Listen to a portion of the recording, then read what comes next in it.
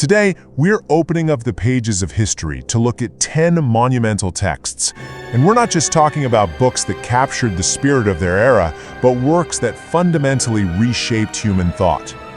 So, let's dive right into this by asking a pretty profound question, one that really sits at the heart of our whole exploration today. What if a single book could completely rewrite your reality? It's a fascinating concept, right? We usually think of books as just entertainment, or maybe a place to store facts. But the texts we're unpacking today, they are entirely different. They hold this rare, almost unbelievable power to completely transform how we view ourselves, our society, and really, the entire universe. Just to put this into perspective for a second, since Johannes Gutenberg fired up the printing press in the 15th century and essentially democratized knowledge for everyday people, the written word has just exploded. Right now, an estimated 2.1 million books are published every single year. Just think about that. Millions of new titles annually. Yet out of that massive mountain of paper, only a rare, precious few ever truly transcend their time to change the world. Part 1. Books that transformed the world. Let's begin by examining the ancient foundations of our society and the fundamental concepts of justice and happiness. Our very first masterpiece means winding the clock back about 2,400 years. We're talking about Plato's The Republic, written around 375 BC. You could easily argue this is the single most influential book in all of Western philosophy. And what's so brilliant about it is how it's built. Plato, who was a student of the legendary Socrates, wrote the whole thing as a series of Socratic dialogues. So through the character of Socrates, the book just relentlessly pokes holes in the status quo. It investigates what justice actually is by imagining the creation of this perfectly ideal utopian city called Callipolis. The real crux of this whole thought experiment revolves around Plato's argument regarding eudaimonia. Basically, eudaimonia is a state of profound human flourishing. We're talking ultimate happiness and fulfillment. And Plato makes a beautifully simple yet deeply profound claim here. He says you simply cannot be truly fulfilled. You can't reach eudaimonia unless you live inside a just society. He argued that an unjust person is never going to be happier than a just one. It totally ties our personal, internal happiness directly to the ethical structure of our community. It leaves you wondering, can you genuinely be happy if the world around you is broken? Moving on to Part 2, Evolution and Class Struggle. Let's jump ahead to the 19th century, a time when our understanding of biology and human society was just completely upended.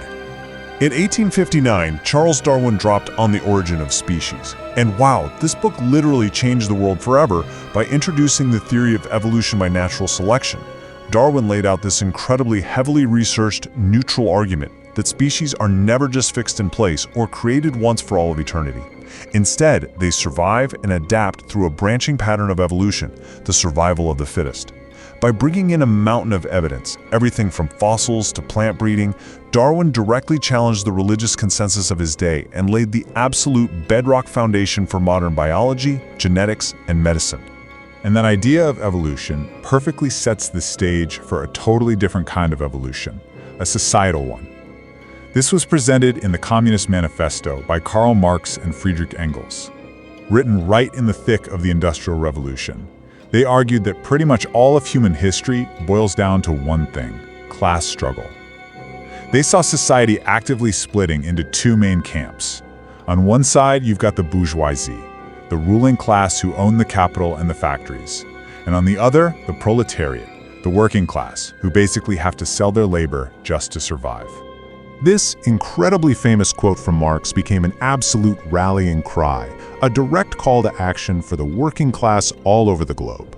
Marx and Engels made the case that the capitalist system was inherently built on exploiting workers with long hours and low wages, and they boldly predicted it would eventually just collapse under its own weight. They argued that for society to truly prosper, we need equal opportunity, stating that the free development of each individual is the fundamental condition for the free development of everyone.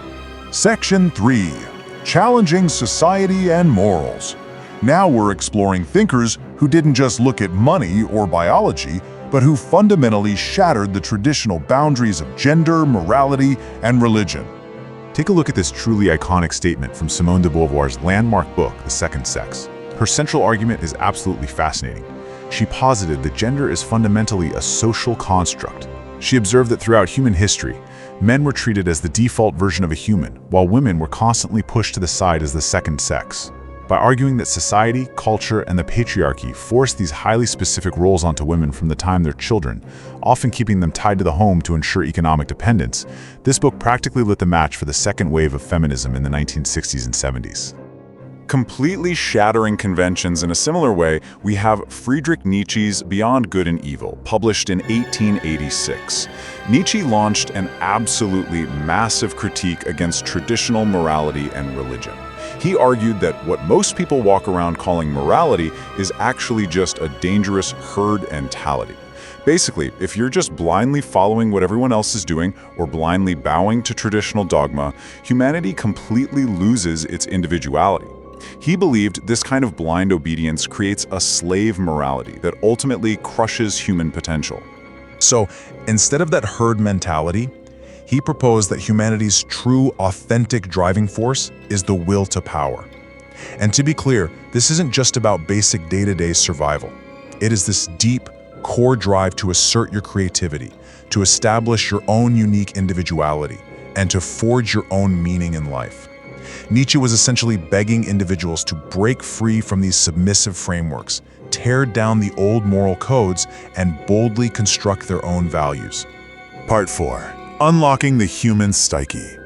Next, we are taking a dive into the dark, incredibly complex depths of the human mind. We're moving from the outside world into the unconscious forces that truly run the show. Sigmund Freud's The Interpretation of Dreams completely, 100% revolutionized the field of psychoanalysis. It's funny, when it was first published, it barely sold any copies at all, but it quickly became the absolute foundational text for understanding human psychology. Freud argued that humans aren't actually calling the shots with their conscious minds. Rather, we are controlled by our unconscious. And to decode all of our secret desires, our hidden fears, and our inner conflicts, he said we have to look closely at our dreams. Freud made this accessible by dividing our dreams into two distinct parts. First, you have the manifest content. That's the weird, bizarre story or the random imagery you actually remember when you wake up. But Freud said, hey, this is just a twisted, distorted filter. The true meaning is the latent content. That's the actual deep-seated emotional desire hidden underneath. He theorized that your unconscious mind actively distorts the latent content into that weird manifest content through a process he called dream work. Why? Specifically to protect you from desires that might be way too disturbing or embarrassing for you to face while awake. Exploring very similar psychological depths, but doing it entirely through fiction, is Fyodor Dostoevsky's absolute masterpiece, Crime and Punishment. The story follows this guy Raskolnikov, a really poor student who somehow convinces himself that he is this extraordinary Napoleon-like man who is totally exempt from normal morality. So he actually murders a pawnbroker, a woman he decides is basically useless to society, thinking he can use her hoarded wealth for the greater good. But the genius of the book is that the true focus isn't the crime itself. It's the devastating psychopathology of the guilt, the terrifying hallucinations, and the total moral collapse that just absolutely crushes him afterward. Section 5, Reason, Wealth, and Existence. In our final section today, we're going to synthesize how humanity grapples with the really big stuff, knowledge, economics, and the sheer mind-boggling magnitude of existence itself. We're kicking off this final synthesis with Immanuel Kant's incredibly dense, totally mind-bending work from 1781, Critique of Pure Reason. So, before Kant came along, philosophy was in a tug-of-war. The rationalists said that knowledge comes strictly from reason and intellect. The empiricists, on the other hand, argued that knowledge only comes from physical experience and our senses. Well, Kant stepped in and executed a Copernican revolution in philosophy. He argued that both sides were partially right and partially wrong. He proposed transcendental idealism, stating that true human knowledge is actually a complex synthesis of both reason and experience working together. It's a lot like software and hardware. One desperately needs the other to actually process reality. On the economic front, we have to talk about Adam Smith's The Wealth of Nations, published in 1776. This is often considered the absolute Bible of capitalism. The book analyzed exactly how economies function, touching on everything from the division of labor to why prices fluctuate. But the central, highly unique idea that Smith brought to the table was this.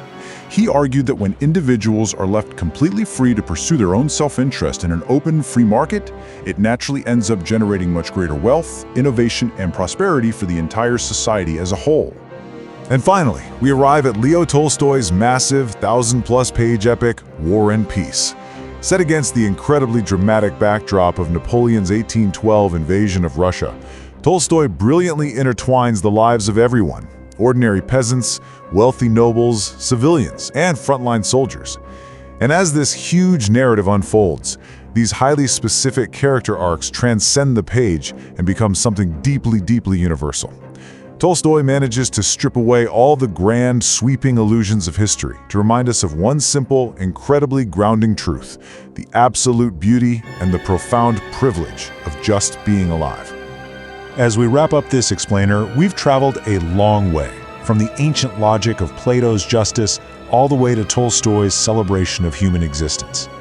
We've stopped to examine evolution, the unconscious depths of our minds, and the very foundations of our economic systems along the way. So, I want to leave you with this final, provocative thought to ponder today. Which of these transformative pages will you turn to next to reshape your own reality? The knowledge is out there, just waiting to be unlocked. Thank you so much for joining me on this journey.